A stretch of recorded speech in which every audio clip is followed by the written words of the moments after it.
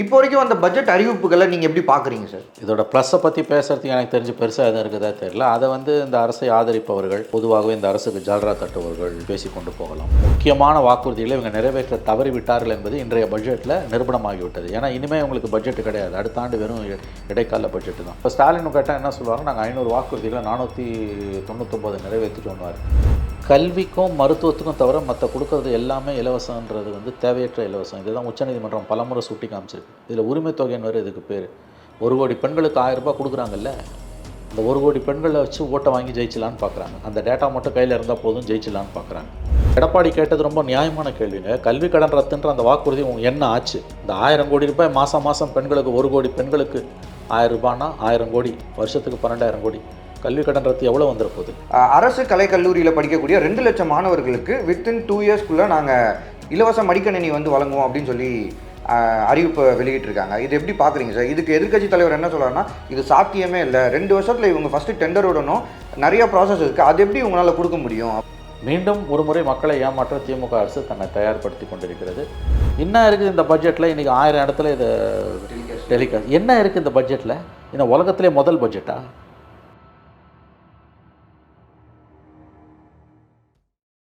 TechBig, a one go-to platform for all professionals, freelancers, students, brands and institutions. Rewrite your limits. Sign up now.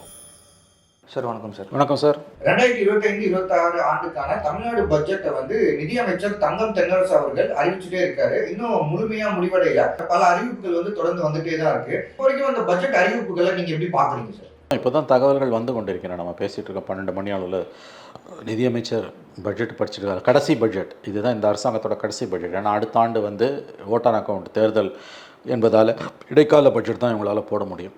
இப்போ இதோட ப்ளஸ்ஸை பற்றி பேசுகிறதுக்கு எனக்கு தெரிஞ்சு பெருசாக எதுவும் இருக்குதா தெரியல. அதை இந்த அரசை ஆதரிப்பவர்கள், பொதுவாகவே இந்த அரசுக்கு ஜால்ரா தட்டுபவர்கள் பேசி கொண்டு போகலாம். நாம் முக்கியமான குறைகளை சுட்டி காட்டுவது நம்முடைய கடமை என்பதால் நாம் அதை பேசுகிறோம். பேச வேண்டும் என்பதற்காக பேசவில்லை. நிச்சயமாக ஏன்னா இப்போ இன்னும் ஃபுல் டீட்டெயில் கையில் இல்லை. வந்ததை வச்சு பார்க்கும்போது ப்ளஸ் எதிர்க்கட்சி தலைவர் எடப்பாடியோட ஸ்டேட்மெண்ட்டை வச்சும் பார்க்கும்பொழுது பெரியதாக இந்த பட்ஜெட்டில் எதுவும் இல்லை. இந்த 2000 கோடி ரூபாய் கல்வி கடன் தொகையை மத்திய அரசுக்கு, கல்வித்தொகையை மத்திய அரசு ரிலீஸ் பண்ணாத மாநில அரசே அந்த பணத்தை மேனேஜ் பண்ணிவிடும். ஆசிரியர் மாணவர்களோட நலன் கருதி மாநில அரசே அதை ஏற்றுக்கும் அப்படின்ற மாதிரி சொல்கிறாங்க. அந்த அளவில் அது பாராட்டத்தக்கது. எதிர்பார்த்தோம் இது இப்படி தான் நடக்கும்னு. அதை தாண்டி நிறைவேறாதது, அந்த கவர்மெண்ட்டு கொடுத்த, திமுக அரசு கொடுத்த வாக்குறுதிகள் நிறைவேறாதது தான் ரொம்ப அதிகமாக இருக்குது. குறிப்பாக பழைய ஓய்வூதிய திட்டம் கொண்டு சொன்னாங்க, அதை பற்றி எதுவுமே இல்லை. லட்சக்கணக்கான பணியிடங்களை நிரப்புவோன்னு சொன்னாங்க தேர்தல் வாக்குறுதியில், அது எதுவுமே இல்லை. கல்வி கடன் ரத்துன்னாங்க, அது எதுவுமே இல்லை. இந்த மாதிரி பல விஷயங்களில் நம்ப வைத்து இந்த அரசை மக்களை கழுத்தறுத்திருக்கிறது என்பது மேலும் ஒரு முறை 5 ஆண்டு இந்த பட்ஜெட் முடிஞ்சு போச்சு. இதோட இந்த கவர்மெண்ட்டோட சாதனைகள் எல்லாமே முடிவு போகிறது. ஏன்னா இவங்க இனிமேல் எதையும் அனௌன்ஸ் பண்ண முடியாது. இவங்களோட தேர்தல் வாக்குறுதிகளை இவங்க பெரிய அளவில், முக்கியமான வாக்குறுதிகளை இவங்க நிறைவேற்ற தவறிவிட்டார்கள் என்பது இன்றைய பட்ஜெட்டில் நிரூபணமாகிவிட்டது. ஏன்னா இனிமேல் உங்களுக்கு பட்ஜெட்டு கிடையாது, அடுத்த ஆண்டு வெறும் இடைக்கால பட்ஜெட்டு தான். அப்போ இந்த அரசு ஊழியர்களுக்கான பழைய ஓய்வூதிய திட்டம், லட்சக்கணக்கான அரசு ஊழியர்கள் பணி நிரந்தரம், லட்சக்கணக்கான புதிய பணியிடங்கள், டீசல் கேஸ் விலை குறைக்கிறது, கல்வி கடன் ரத்து, இந்த மாதிரியான பல முக்கியமான குவாலிட்டேட்டிவான வாக்குறுதிகள் காற்றில் பறக்க விடப்பட்டிருக்கின்றன. குறிப்பாக நீங்கள் முக்கியமானது மென்ஷன் பண்ணீங்க சார். ஒன்று மட்டும், எலக்ட்ரிசிட்டி ஒவ்வொரு மாதமும் கணக்கிடப்பட்டு எடுப்போன்னுவாங்க. அதை பற்றி எந்த பிரஸ்தாபமும் இல்லை. இப்போ ஸ்டாலின் கேட்டால் என்ன சொல்லுவாங்க, நாங்கள் 500 வாக்குறுதிகளை 499 நிறைவேற்றிட்டோன்னுவார். ஆனால் ஆக்சுவலாக பார்த்தீங்கன்னா குவாலிட்டேட்டிவாக இருக்கக்கூடிய முக்கியமான, இப்போ நம்ம பேசின இத்தனை வாக்குறுதிகளை இந்த அரசு நிறைவேற்றவில்லை. எல்லாத்துக்கும் மோடி அரசின் மீது பழி சொல்லி இவர்கள் தப்பித்து கொண்டிருக்கிறார்கள். அப்படி என்றால் இவர்கள் நிர்வாகம் நடத்த தெரியவில்லை அல்லது இவர்களுக்கு மனமில்லை என்று தான் அர்த்தம். அப்படின்னா தெரிஞ்சே எதற்காக இந்த வாக்குறுதிகள் இவர்கள் கொடுத்தார்கள் என்ற கேள்வி வருது. அரசு ஊழியர்கள் இந்த பட்ஜெட்டுக்கு எப்படி ரியாக்ட் பண்ண போகிறாங்கன்னு நம்ம பார்க்கணும். ஆமாம் சார். ஆக்சுவலாக அரசு ஊழியர்களும் ஆசிரியர்களுமே இந்த பட்ஜெட்டுக்காக தான் வெயிட் பண்ணிட்டு இருந்தாங்க. இதில் ஏதாச்சும் ஒரு அறிவிப்பு வரும், இல்லாட்டி ஸ்ட்ரைக் பண்ணலாம் அப்படின்ற ஒரு சூழல் அவங்க இருக்காங்க அப்படின்ற மாதிரி கேள்விப்பட்டோம். இப்போ அரசு ஊழியர்கள் இந்த பட்ஜெட்டுக்கு எப்படி ரியாக்ட் பண்ண போகிறாங்கன்றதை பார்க்கணும். ஏன்னா 12 லட்சம் அரசு ஊழியர்கள் கொதிநிலையில் இருந்து கொண்டிருக்கிறார்கள். இந்த பட்ஜெட்டில் அவங்களுக்கு ஏற்கனவே கடந்த மாதம் 1.5 லட்சம் அரசு ஊழியர்கள் ஒரு நாள் அடையாள வேலை நிறுத்தத்தின் என்று சொல்லிட்டு விடுப்பெடுத்து, தற்காலிக விடுப்பெடுத்து போனாங்க. ஏன்னா வேலை நிறுத்தத்தை ஹைகோர்ட் தடை செஞ்சதால், மெட்ராஸ் ஹைகோர்ட் தடை செஞ்சதால். அதுவே அரசு ஊழியர்கள் இந்த பட்ஜெட்டுக்கு எப்படி ரியாக்ட் பண்ண போகிறாங்கன்னு பார்க்கணும். எப்படி பார்த்தாலும் இந்த பட்ஜெட்டில் பெரிதாக பேசக்கூடிய அளவுக்கு எதுவும் இல்லை. இன்றைக்கு காலையில் வந்த தினமலரில் இந்த மகளிர் உரிமை தொகை ரூ. 1000 2500 போகும்னாங்க. அந்த மாதிரி எதுவுமே அதெல்லாம் ஒன்றுமே இல்லை. ஆகவே இலவசங்களை மட்டுமே நம்பி ஆட்சியை நடத்திடலாம், இன்னொரு முறை ஆட்சியை தக்க வச்சுக்கலான்னு திமுக கனவு கண்டு கொண்டிருக்கிறது. அடுத்த ஆண்டு மக்கள் தக்க பாடம் புகட்டுவார்கள் என்று நாம் நம்பலாம்.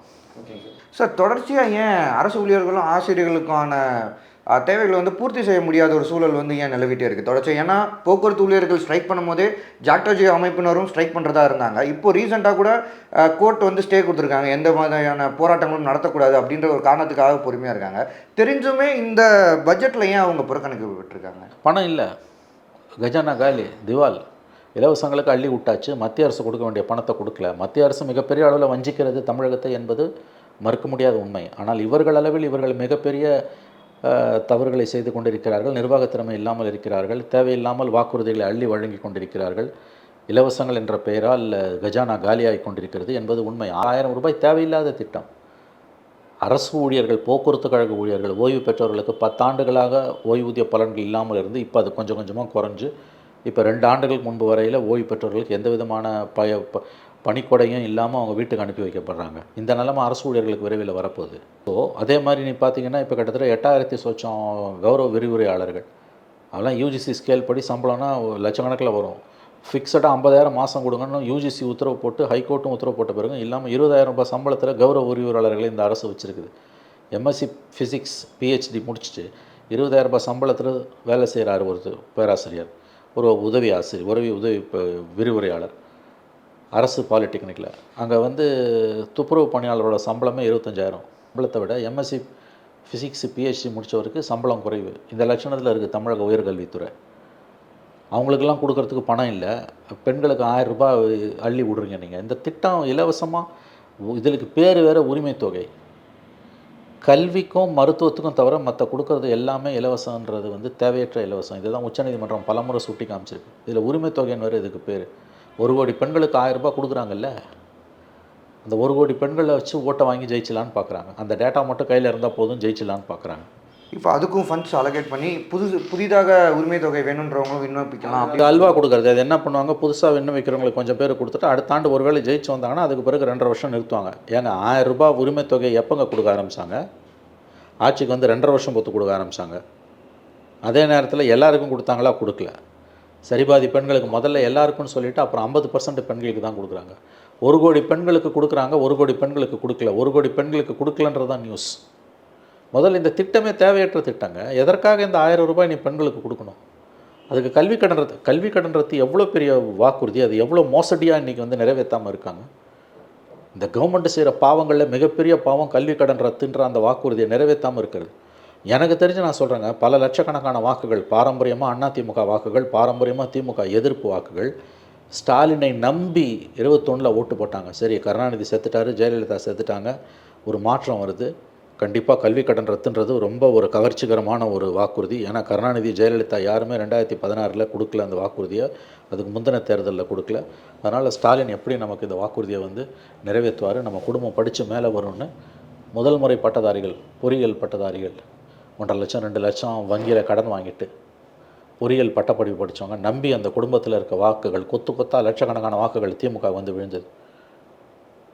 ஆட்சிக்கு வந்த உடனே அந்த கோரிக்கையை நிறைவேற்ற முடியாதுன்றதை மறைமுகமான மொழிகளில் சொல்லி பிறகு மொத்தமாகவே அந்த வாக்குறுதியை காற்றுல பறக்க விட்டுட்டாங்க. இன்றைக்கி பிஇ ட்ரிபிள் பிடிச்சிட்டு ஒரு பையன் வேலையும் கிடைக்காம, வங்கி கடனை கட்ட முடியாமல், ராத்திரி 2 மணி வரைக்கும் சாலை ஒரு டிஃபன் கடையை வண்டியில் தள்ளி நடத்திக்கிட்டு இருக்கான். வயிறெறியுது அந்த குடும்பங்கள். இப்படிலாம் ஜெயலலிதா கூட ஏமாற்றலை, கருணாநிதி கூட இப்படி ஏமாற்றலை. கல்வி கடன் ரத்து இன்றைக்கி எடப்பாடி கேட்டது ரொம்ப நியாயமான கேள்விங்க. கல்வி கடன் ரத்துன்ற அந்த வாக்குறுதி என்ன ஆச்சு? இந்த 1000 கோடி ரூபாய் மாதம் பெண்களுக்கு, 1 கோடி பெண்களுக்கு 1000 ரூபாய்னா 1000 கோடி, வருஷத்துக்கு 12,000 கோடி. கல்வி கடன் ரத்து எவ்வளோ வந்துட போகுது? யார் விட்டு பணத்தை எடுத்து யாருக்கு நீங்கள் கொடுக்குறீங்க? இத்தனைக்கும் இந்தியாவிலேயே அதிக கடன் வாங்கிய ஸ்டேட்டாக தமிழ்நாடு தான் இருக்குது. இப்போ இந்த கடன் அடைக்கிறதுக்கு நீ என்ன பண்ண போகிற?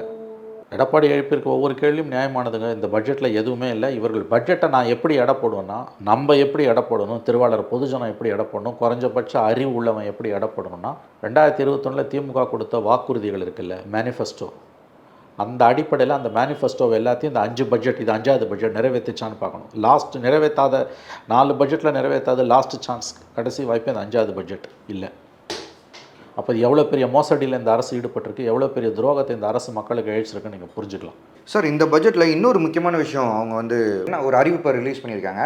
அதில் என்ன சொல்கிறாங்கன்னா, அரசு கலைக்கல்லூரியில் படிக்கக்கூடிய 2 லட்சம் மாணவர்களுக்கு வித்தின் 2 இயர்ஸ்க்குள்ளே நாங்கள் இலவச மடிக்கணினி வந்து வழங்குவோம் அப்படின்னு சொல்லி அறிவிப்பை வெளியிட்டிருக்காங்க. இது எப்படி பார்க்குறீங்க சார்? இதுக்கு எதிர்க்கட்சி தலைவர் என்ன சொல்கிறாருன்னா, இது சாத்தியமே இல்லை, 2 வருஷத்தில் இவங்க ஃபஸ்ட்டு டெண்டர் விடணும், நிறைய ப்ராசஸ் இருக்குது, அது எப்படி உங்களால் கொடுக்க முடியும் அப்படின்னு சொல்லி கேள்வி கேட்கும். 100% எடப்பாடி சொல்கிறது கரெக்டு. நிறைவேறாத வாக்குறுதிகளை கொடுத்து மக்களை ஏமாற்றி வாக்குகளை வாங்கி ஜெயிப்பது தான் திமுகவுக்கு இருக்கக்கூடிய கைவந்த கலை. 1000 ஆண்டுகளாக இருக்கக்கூடிய ஒரு மூதுரை ஒன்று இருக்குல்ல, ஒரு மனிதனை ஏமாற்றுவது என்றால் முதலில் நீ செய்ய வேண்டியது அவனுடைய ஆசையை தூண்டுவது. அதை தான் 21 மேனிஃபெஸ்டோவில் தூண்டி மக்களை ஏமாற்றி கழுத்தறுத்து முதுகில் குத்தி ஆட்சிக்கு வந்தாங்க. இப்போ அடுத்த ரவுண்டு ஸ்டார்ட் பண்ணியிருக்காங்க. 2 லட்சம் மாணவர்களுக்கு நாங்கள் வந்து கணினி கொடுப்போம். எடப்பாடி கரெக்டாக தான் 2 வருஷத்துக்குள்ளே 2 லட்சம் மாணவர்களுக்கு கணினி, மடிக்கணினி எப்படி கொடுப்பேன்? இப்போ ஸ்கூல் பசங்களுக்கு கொடுக்குறாங்களா மடிக்கணினி? ஜெயலலிதா கொடுத்துட்டு இருந்தாங்க, அதை ஸ்டாப் பண்ணியாச்சு. ஆகவே இது நிறைவேறாத திட்டம். மீண்டும் ஒரு முறை மக்களை ஏமாற்ற திமுக அரசு தன்னை தயார்படுத்தி கொண்டிருக்கிறது. இந்த 5வது பட்ஜெட்டில் பெரியதாக பேசுவதற்கு எதுவும் இல்லை என்று தான் நான் பார்க்கிறேன். ஏனெனில் எதிர்க்கட்சி தலைவரின் வாசகங்களை வைத்து பார்க்கும்பொழுது, அவங்களோட மேனிஃபெஸ்டோவின் அடிப்படையில் பார்க்கும்பொழுது இந்த பட்ஜெட்டில் எதுவும் இல்லை. இவர்கள் மக்களை நம்ப வைத்து கழுத்தறுத்திருக்கிறார்கள் என்பது மட்டும் நன்றாக தெரிகிறது. சார், அதாவது இந்த பட்ஜெட் நம்ம பிகினிங்கில் பேசின மாதிரி இந்த பட்ஜெட்டை வந்து எல்லாருமே பெருசாக எக்ஸ்பெக்ட் பண்ணாங்க. ஆசிரியர்களாக இருக்கட்டும், கவர்மெண்ட் சர்வெண்ட்ஸாக இருக்கட்டும், இன்னும் பொதுமக்களே வந்து நிறைய எக்ஸ்பெக்ட் பண்ணாங்க, ஸ்டூடெண்ட்ஸ் நிறைய எக்ஸ்பெக்ட் பண்ணாங்க. அப்படி இருக்கும்போது திமுக தரப்புலையும் வந்து இது வந்து ரொம்ப ஒரு முக்கியமான பட்ஜெட்டாக இருக்கும், ஏன்னா அடுத்த வருஷம் கவர்மெண்ட் மாறுதோ இல்லையோ இது வந்து ரொம்ப ஒரு முக்கியமான பட்ஜெட்டாக இருக்கும் அப்படின்னு சொல்லி எதிர்பார்த்த சூழலில் இந்த மாதிரி எந்த விதமான ரொம்ப ஒரு இம்ப்ரெசிவான அறிவிப்புகள் எதுவுமே இல்லை. அதுக்கு என்ன காரணம்னு நீங்கள் நினைக்கிறீங்க?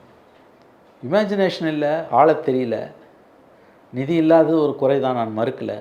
ஆனால் மற்றதுக்கெல்லாம் பணம் இருக்குது, இதுக்கு மட்டும் எப்படி பணம் இல்லைன்னு சொல்லுவீங்க? முதல்ல இந்த 1000 ரூபாய் இலவசம் 1000 ரூபான்றது தேவையில்லாத திட்டம். நம்ம வச்சு கழுத்தறுத்து தானே அதை வாங்கினீங்க. அதுலேயும் சரிபாதி பெண்களுக்கு கொடுக்கல. அது ஓட்டை வந்து கொடுத்துருன்னு நாங்கள் நம்பிக்கிட்டு இருக்கீங்க. 1000 ரூபாய் வாங்குறவன் எல்லாம் உங்களுக்கு, வாங்கக்கூடிய பெண்கள் எல்லோரும் உங்களுக்கு ஓட்டு போட மாட்டாங்க. ஆனால் வாங்காத பெண்கள் உங்களுக்கு எதிராக களத்தில் வந்து உறுதியாக நிற்பார்கள்.